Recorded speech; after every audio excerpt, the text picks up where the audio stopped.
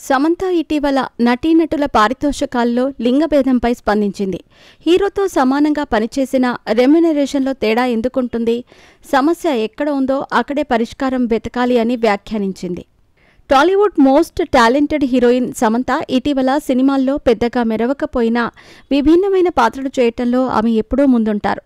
చివరిసారిగా ఖుషీ చిత్రంతో ప్రేక్షకులను పలకరించిన సమంత ప్రస్తుతం మా ఇంటి బంగారం అనే చిత్రంలో నటిస్తోంది. అంతేకాదు, నెట్ఫ్లిక్స్ కోసం రూపొందుతున్న వెబ్ సిరీస్ రక్త బ్రహ్మాండ్లోనూ ఆమె కీలక పాత్ర పోషిస్తోంది. మరోవైపు శుభం అనే సినిమాను సమంత నిర్మాణ బాధ్యతతో తెరకెక్కిస్తోంది.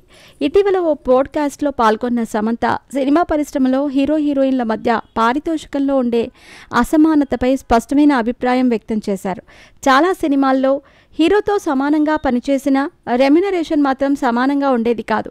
కొన్ని పెద్ద సినిమాల్లో కథ ఎక్కువగా హీరో చుట్టూ తిరుగుతూ ఉంటుంది.